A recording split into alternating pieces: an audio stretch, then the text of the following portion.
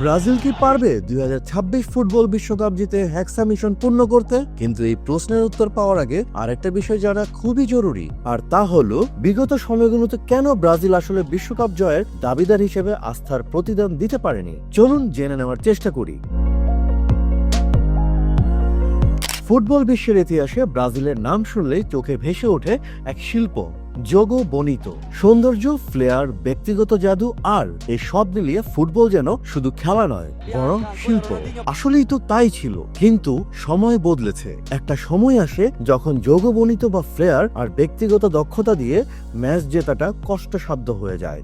আর তখন যে প্রশ্ন সামনে আসে তা হলো, আধুনিক ফুটবলের যোগ বনিত কি যথেষ্ট, নাকি আধুনিক ফুটবলের কঠিন ট্যাকটিক্যাল স্ট্রাকচারেই লুকিয়ে আছে সফলতার চাবিকাঠি? কারণ একটা সময় বিশ্ব দেখেছিল এক পরিপূর্ণ ব্রাজিলকে। সর্বশেষ 2002 সালে রোনালদো, রিভালদো, রোনালদিনোদের ব্যক্তিগত দক্ষতার সঙ্গে নিখুঁত টিমওয়ার্ক, আর তাতেই বিশ্বজয়। ওটা ছিল যোগবনিতর পরিপূর্ণ সংস্করণ, যেখানে ফ্রিডম ছিল দলীয় ডিসিপ্লিনও। তবে একই সময়ে ইউরোপে শুরু হচ্ছিল ভিন্ন এক রেভলিউশন। ফ্রান্স, জার্মানি দ্রুতগতির ফুটবলের সঙ্গে যুক্ত হয় স্পেনের টিকি-টাকাও, positional play, high pressing, data analytics, আর এসব মিলিয়ে ফুটবল যেন হয়ে উঠল বিজ্ঞানের আরেকটা অধ্যায়।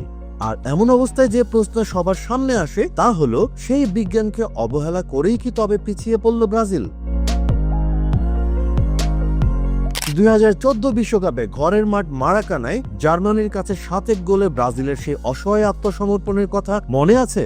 ব্রাজিলের মতো একটা দলের জন্য সেই ম্যাচটা শুধুই একটা পরাজয় ছিল না, বরং ছিল যুগের পর যুগ চলে আসা ফুটবল ফিলোসফির পিছিয়ে যাওয়াও।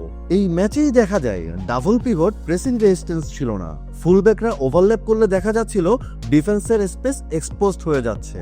2018 বিশ্বকাপে বেলজিয়ামের কাছে হারও বলা যায় প্রায় একইভাবে।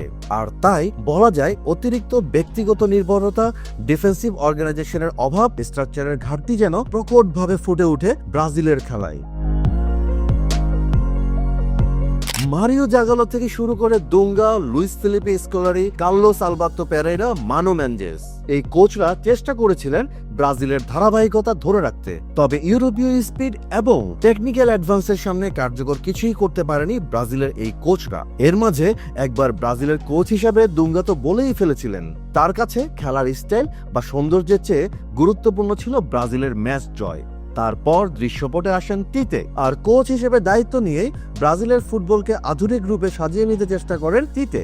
লক্ষ্য ছিল অ্যাটাকিং ফুটবল খেলার ধাঁচে মডার্ন ফুটবলের হাই প্রেসিং, পজিশনাল প্লে এবং ডিফেন্সিভ ডিসিপ্লিন সংযুক্ত করা। আর এই সময়ে ব্রাজিল প্লেয়ারদের ব্যক্তিগত দক্ষতা থেকে টিমওয়ার্ক কেন্দ্রীয় সিস্টেমে রূপান্তরিত হয়। প্রতিপক্ষের প্রেসিং মোকাবেলা, ডিফেন্সিভ লাইন ডিসিপ্লিন ও অর্গানাইজড বিল্ড আপের উপর জোর দেওয়া হয় তিতের আমলে।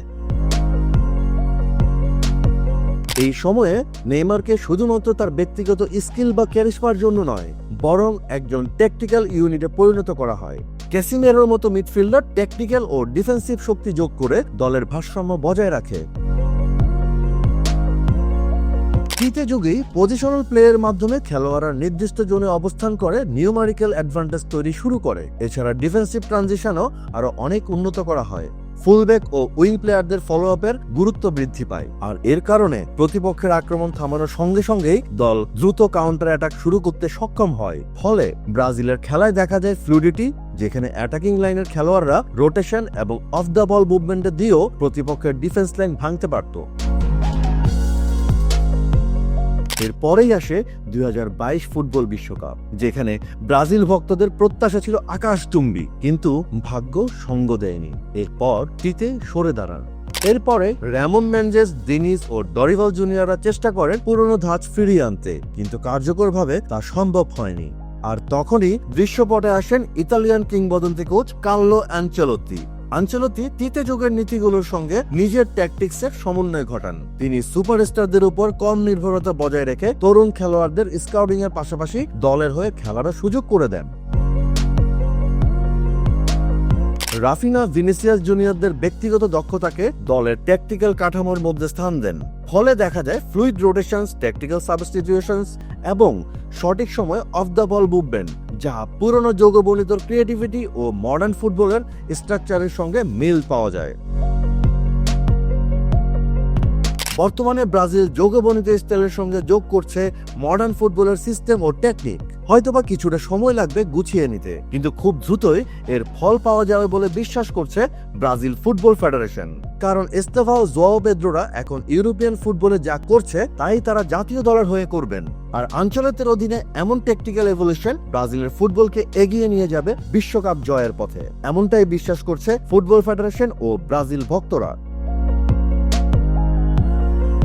প্লেয়ার, স্কিল এবং ট্যাকটিক্স, এই তিনের সমন্বয়ে ব্রাজিলের ফুটবল অনন্য, যার ভক্ত বিশ্বজুড়ে থাকা কোটি কোটি ভক্ত। তবে এর সঙ্গে বর্তমানে যুক্ত হয়েছে আঞ্চলিকের মডার্ন ফুটবলের ইভলিউশন, যেখানে শুধু ব্যক্তিগত প্রতিভা নয় বরং সবার নৈপুণ্য ও ইন্টেলিজেন্স গেম প্লে দিয়ে আবার বিশ্বজয়ী সিংহাসনে বসতে পারে ব্রাজিল।